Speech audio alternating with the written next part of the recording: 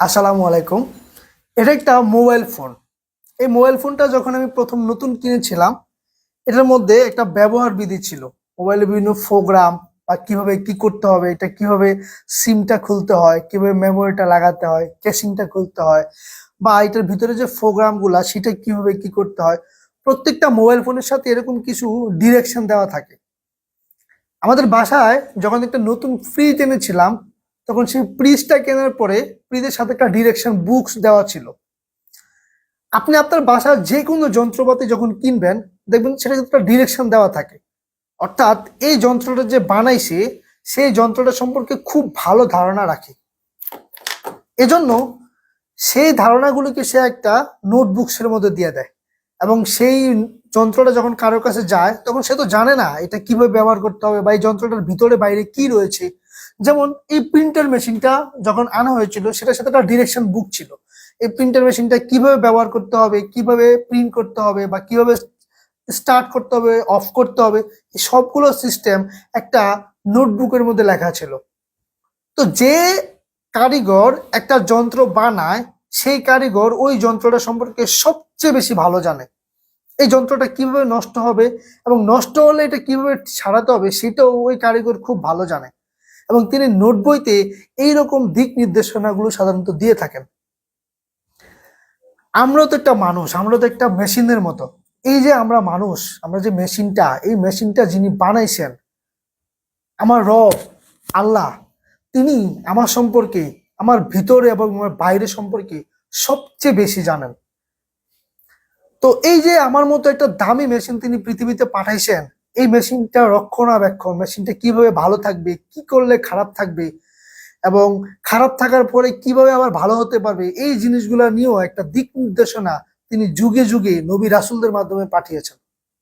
সর্বশেষ যেই দিক নির্দেশনাটি তিনি পাঠিয়েছেন সেটি হচ্ছে মহাগ্রন্থ আল কোরআন। কিছুদিন আগে আমি একটা পোস্টে দেখতে পেয়েছিলাম, একজন লিখেছিল যে একটি বঙ্গানুবাদ রয়েছে। আমরা তো আল কোরআনটা আরবি ভাষায় অনেক সময় বুঝি না, আমরা নিজের মতো করে পড়তে থাকি। আল্লাহ আমাদের জন্য কি বাণীটা পাঠিয়েছে, কি বার্তাটা পাঠিয়েছে, সেটা আমরা বুঝি না। মানুষের জীবনটা আসলে এত দুঃখ কষ্টে ভরা। আপনি আপনার আশেপাশের মানুষের দিকে তাকান, আপনার নিজের দিকে তাকান, প্রতি ঘন্টায় ঘন্টায় দুঃখ, একটার পর একটা দুঃখ যেন লেগেই আসে আমাদেরকে। সাংসারিক দুঃখ, ক্যারিয়ারে দুঃখ, বিজনেসে গেলে দুঃখ, রাস্তায় নামলে দুঃখ, সরকারে ভালো না দুঃখ, দেশের অবস্থা খারাপ দুঃখ। এই যে দুঃখে জর্জরিত, এটা তো, আমি যে দুঃখে জর্জরিত হব, এটা সম্পর্কে তো আমার স্রষ্টা, আমার, আমাকে যে বানিয়েছেন তিনি তো আমার সম্পর্কে খুব ভালো জানেন।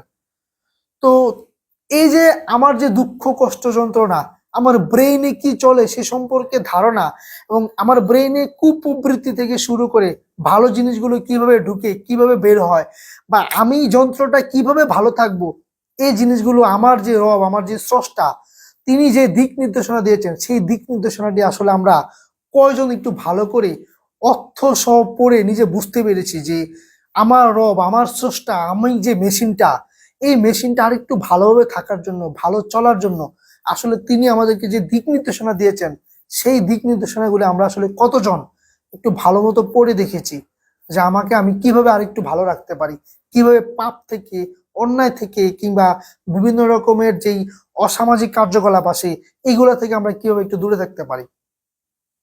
কিছুদিন আগে একজন কোরআনের 30 খণ্ডের শুধু বঙ্গানুবাদ, আরবি না শুধু বঙ্গানুবাদটা একটা লিঙ্কে দিয়েছিল। সেই লিঙ্কটা দেখে আমি ঠিক করেছিলাম রমজানের প্রথম দিন থেকে আমি প্রতিদিন কমপক্ষে 40 থেকে 50 মিনিট যেই বঙ্গানুবাদটা রয়েছে, যে অনুবাদের মাধ্যমে আমি বুঝতে পারি যে আমার রব আমাকে কি বার্তা পাঠিয়েছে, আমার যে এত দুঃখ, দুর্দশা, হতাশা, আমি যে এই যে অলস, ঠিকমতো কাজ করি না, আমি যে যে ঠিকমতো দেখা যাচ্ছে যে প্রোক্রাস্টিনেশন করি, একটা কাজ ফেলে রাখি, কাজ জমিয়ে রাখি দিনের পর দিন, আজকে করব করব করব বলে করছি না, এই যে আমার যে সমস্যাগুলো, আমার যে হতাশাগুলো, আমার যে আশা লাগবে সেই যে জিনিসগুলো, এগুলো আমি কোথায় পাবো? আপনি বিশ্বাস করবেন না, আমি আশ্চর্য হয়ে গিয়েছি। আমি যখন এই কোরআনের বঙ্গানুবাদটা পড়তে শুনতেছিলাম, এটা আসলে একটা অডিও রেকর্ড, তো ইউটিউবে দেওয়া আছে, আমি লিঙ্কটা কমেন্টসে দিয়ে দেবো। আমি যখন শুনতাম আমি আশ্চর্য হয়ে যেতাম। আমি পুরোটা এখনো শুনি নাই, মোটামুটি প্রায় 15 না, প্রায় 10-11 পারার মতো আমি শুনেছি। এবং যখনই আমি শুনি আমার মনে হয় যে আমার রব এই কথাটা শুধু আমাকেই বলছে, আমার জন্য বলছে। যখনই একটা অর্থ শুনে আমার মনে হচ্ছে যে না, আমি কেন কোরআন শরীফের অর্থটা আমি আরো আগে জানলাম না, আরো আগে কেন বুঝলাম না, আমার আরো আগে জানা উচিত ছিল। এখনো অনেকটা বাকি রয়ে গেছে, আমি চেষ্টা করব যত দ্রুত সম্ভব এই কোরআন শরীফের অর্থটা শোনার। আপনি হয়তো কোনো কারণে কষ্টে আছেন, দুঃখে আছেন, চিন্তা করছেন আপনার জীবনটাই কেন এত কষ্টের, এত দুঃখ, দুর্দশা, হতাশা, ফেইলিওর, ব্যর্থতা, হিংসা, লোভ, যন্ত্রণার কাতর কাতর হয়ে যায় মানুষ। এই যে মানুষের মেশিন, মানুষের দেহের যে মেশিনটা, এই মেশিনটার এত এত সমস্যার সমাধান একমাত্র আমার রবের সেই নির্দেশিকা গ্রন্থে দেওয়া আছে, যেটা আল কোরআন নামে পরিচিত।